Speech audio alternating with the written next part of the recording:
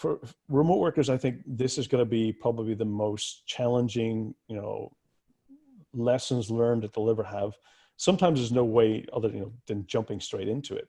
But I've learned a lot of new things, and I can tell you in this past week, just like yourself, is bandwidth connectivity, and more devices connected through Wi-Fi than there's ever been before. Right, exactly. In time, and all day, 24/7, all day long.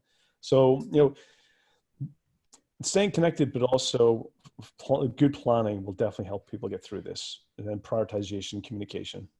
I mean, with staying connected and balanced, there's also a space for essentially disconnecting, or like one of the things when I first started working from home, I noticed was I just felt like I'm at work all the time. It's just easy. I could like, it didn't even, I didn't feel a burden of it. I just felt this draw of, oh yeah, I'll just spend another 5 minutes. And next thing I knew it was midnight. And you don't, just so making sure that you have that like disconnection. And one of the things that I do that I found really helpful was I have my room, I close the door, and I have this like threshold, right? When I cross this threshold, I'm in work mode. When I cross it in the other direction, I'm at home, and try to really not feel like I'm always at work. Like, and so, yeah, if I'm sitting at the TV and I have a brilliant idea, you know what? It can probably wait till tomorrow, just like it would have had I not been working from home. Just write it down and put it to the things, the list to do later. I mean, I have the same. When working from home for the last 15 years, I made a decision actually 3 years ago. I had the same challenge. I used to have, even in my home office door, I had a sign that said working, and the other side it said playing. So at least people knew that, I'm either in meetings, or I'm focused on a project, or I'm just doing research and playing. So at least people, in the house knew what activity you were doing at the time. And if it was 9 o'clock at night, you had playing in the door, knew that it could come and disturb you, and so forth. So it's really having that, also letting yourself know, but also letting other people know what you're doing as well.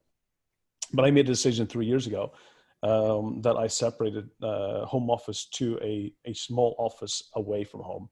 So that meant that, you're getting up, you're getting dressed in the morning, you're getting fresh air, and you have a bit of a walk. And it also has that separation, so that, I'm in the office working. It's, dedicated. So that having that, if you can't do that, not everyone can, but like yourself, have a dedicated place that you use all the time for this, for your work. Right. I mean, it could even just be a spot at the kitchen table. I mean, it can, just, but I think it's important to be able to like sort of have that, like, I'm working now, I'm not working, like being able to turn that on and off. I think it's having that sign, whether it being a Pomodoro timer, whatever it is that, we would use in the past for meetings, but having that timer and setting it for 45 minutes an hour, and having that time where you'll get up and walk around.